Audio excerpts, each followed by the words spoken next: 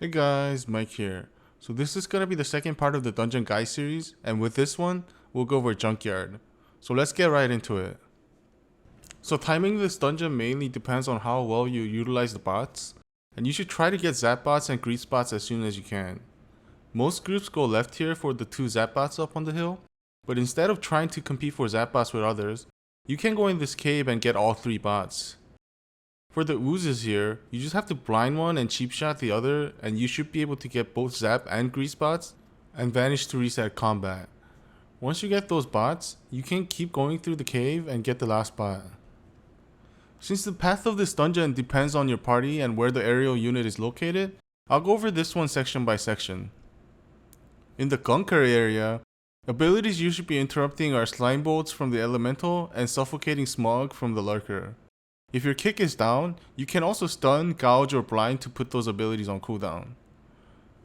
You can also use vanish if the suffocating smog is targeting you to stop its cast altogether. You can't kick slime waves from the elemental, but you can stop it with a stun, gouge, or blind.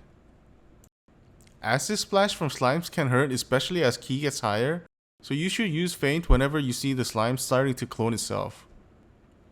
As for the consume from the monstrosity, how it works is it puts consuming slime debuff on you once, and it doesn't do anything afterwards. So if you have a healer that will dispel you or you have a cloak, you can stay in and DPS. For this boss, it seems like most melees like to stay in the closest bot as it circles around to stay safe, but you should always be behind the boss and look out for toxic wave and coalesce timers. Once those timers are about to be up, the second closest bot to the boss should be around the opposite side of the closest bot. So you can use that bot safely, and since our melee range is longer, you can still attack from this far. For the trash in the middle area, things you should look out for are the red circles on the ground and gyro scrap. For the gyro scrap, you can simply outrange this ability by standing in max melee range or use evasion if you're in a bad position for it. Also make sure to kick repair protocol when the bot gets low, or they'll heal to full HP. Mobs in this area jump around a lot, so to maximize your blade flurry, try your best to be in between all the mobs to hit all of them. For the boss, you should look out for where Nano Cycle will charge towards, and dodge the ability or it will one-shot. He also does burnout ability right after first charge, so don't be near where he lands his first charge.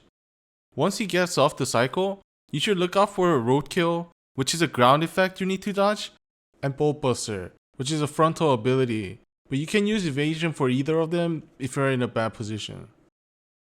As for Trixie, you should kick Tase whenever you can at last second, and for Mega Tase, you can use Vanish or Cloak to ignore the ability completely. For the Trog area's trash, you need to kick Grasping Hex from the Shaman, since it will root everyone for 8 seconds and most likely put you in danger. You also need to watch out for shockwaves from the Scrap Bone bullies.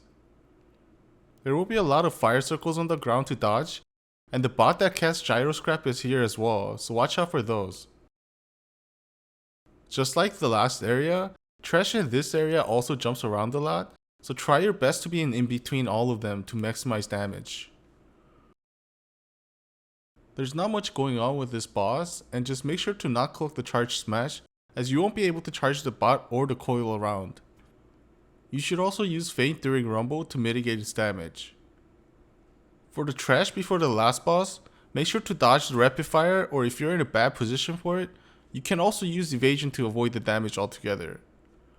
You should also kick charge coil and shrink whenever you can, and should let enlarge go, especially if a mage is in your group, since they can spell steal the buff.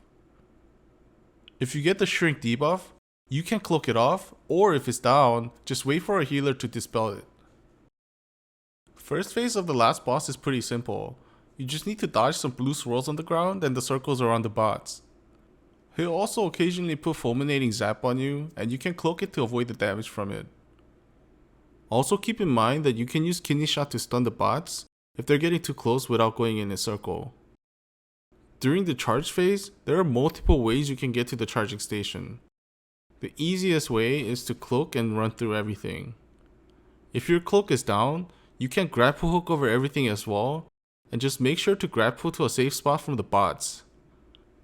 If both hook and cloak are down, you can also use Door of Shadows to skip parts of it, or you can just simply jump over the lines. Once you're close to finishing charging, you should get caught by one of the boss early, so you can start DPSing the last part faster.